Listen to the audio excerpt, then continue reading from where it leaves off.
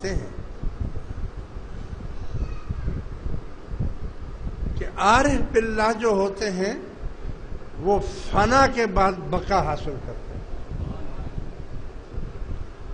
فنا. تو یہ فنا کی چیز کیا ہے؟ فنا کس چیز کو کہتے ہیں؟ تو بھائی صاحب بات ہے، فنا اس چیز کو کہتے ہیں کہ جو چیز وہ آپ کی کتابوں میں، انگریزی کی کتابوں میں کوئی لفظ ہے، وہ چیز جو سانس لیتی ہے. درخت ہے، سانس لیتے ہیں.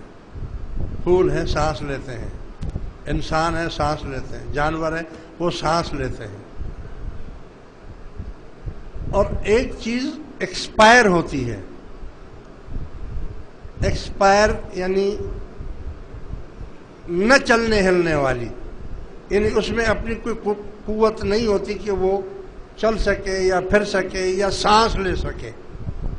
بغیر سانس کی چیزیں، جیسے درخت سانس لیتا ہے، لیکن اگر اس کی ٹہنی کو کاٹ دیا جائے اور پھینک دیا جائے اور وہ ٹہنی سوکھ جائے، خشک ہو جائے، تو وہ ایکسپائر ہو گئی. مطلب نہ وہ سانس لے سک رہی ہے، نہ وہ کچھ کھا رہی ہے. اسی طرح انسان ہے کہ جب تک زندہ ہے تو سانس بھی لے رہا ہے، چل بھی رہا ہے، موو بھی کر رہا ہے، آگے پیچھے بھی جا رہا ہے. لیکن جب مر گیا اور اس کی سانس نکل گئی، ختم ہو گئی، تو وہ فنا ہو گیا، بے جان ہو گیا. یعنی اب نہ وہ سانس لے سکتا ہے، نہ ہل ڈل سکتا ہے، نہ آگے پیچھے جا سکتا ہے، نہ سوچ سکتا. مطلب وہ چیز ختم. تو فنا کے معنی ہے ختم ہو جانا. اور طریقت میں یہ مقام ان فقراء کو ملتا ہے جو موتو قبل ان تموتو، مر جاؤ مرنے سے پہلے. یعنی وہ فنا ہو جاتے ہیں. اور فنا کے لیے جو زندہ ہوتا ہے وہ جو بھی کام کرتا ہے اس کے اندر ایک چیز کی طلب ہوتی ہے. یعنی وہ کوئی کام کرتا ہے تو یا چاہتا ہے کہ میری ترقی ہو، یا وہ چاہتا ہے کہ میں مالدار بن جاؤں، یا کم از کم وہ چاہتا ہے کہ میرا نام ہو جائے، میرا نام ہو. یا چلو کوئی ایسا بھی ہوتا ہے کہ میں مر جاؤں تو میرے مرنے کے بعد کوئی میرا نام لے. اب سمجھ رہے نا؟ تو اگر یہ ساری چیزیں اس میں موجود ہیں تو ابھی یہ فنا نہیں ہوا. ابھی فنا نہیں ہوا. فنا تو تب ہوگا نا جب ان تمام چیزوں سے وہ بری ذمہ ہو جائے. مجھے کہاں دفنایا جائے گا، میرا نام کون لینے والا ہوگا، میرے پیچھے کیا ہوگا. ابھی میرا مطلب ہے کہ ابھی وہ مرا نہیں، ابھی فنا نہیں ہوا. اور طریقت مانگتا ہے فنا. فنا کے بعد بقا ہوگی.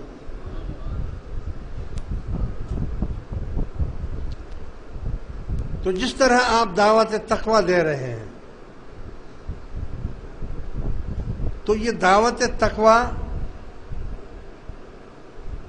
آپ ایک غریب آدمی ہو کر اس کو شروع کر رہے ہیں، دے رہے ہیں. آپ کے پاس نہ مال ہے، نہ پیسہ ہے، نہ دولت ہے، نہ نام ہے، نہ آپ نام کے لیے کر رہے ہیں. آپ تو اگر فنا ہے تو پھر آپ تھوڑی کر رہے ہیں، وہ کر رہا ہے. پھر وہ کر رہا ہے. آپ تو ایک گمنام سپاہی ہیں. گمنام سپاہی کو یہ پرواہ نہیں ہوتی کہ نام کس کا ہو رہا ہے. وہ تو اپنے مالک کے کام میں لگا ہوا ہے.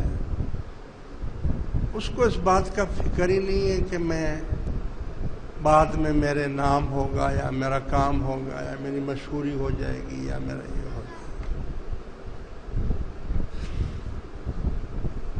تو اللہ کی راہ میں جہاد کر رہا ہے، اور جب وہ جہاد کر رہا ہے اور خود فنا ہے، تو جب کوئی شخص اللہ کی رضا کے لیے جہاد کرتا ہے تو اس جہاد میں اللہ اور اس کا رسول بھی شامل ہوتا ہے، اس میں اللہ اور اس کا رسول بھی شامل ہوتا ہے۔ جیسے بدر کے دن اللہ اور اس کا رسول بھی اس میں شامل ہے جہاد میں۔ اگر آپ آنکھیں کھولیں، لوگ کہتے ہیں کہ کرامت اور معجزے تو ہے ہی نہیں، لیکن اگر آنکھیں کھول کر سمجھنے کی کوشش آپ کریں تو آپ نے یہاں شروع کیا ہوا ہے معمولی، آپ کے پاس کتابچے چھاپنے کے لیے بھی پیسے نہیں ہیں، مگر ایک جہاد فی سبیل اللہ آپ نے شروع کیا ہوا ہے کہ تقوی، خوف خدا لوگوں تک پہنچانا ہے۔ تو آپ دیکھیں، یعنی میں نے پہلے بتایا تھا کہ پہلے بیماری کی تشخیص کی جائے اور پھر اس کا علاج کیا جائے، ہے نا؟ تو تشخیص سے تو ہمیں یہ پتہ چل گیا کہ نہ فوج سے، نہ پولیس سے، نہ رینجر سے، نہ اسپیشل برانچ سے، نہ حکمرانوں سے، نہ سیاستدانوں سے، نہ علماء سے، نہ کسی سے بھی یہ کام تو نہیں ہو سکا۔ تو یہ کام کس چیز سے ہوگا؟ اس کا علاج کیا ہے؟ تقوی، یعنی خوف خدا۔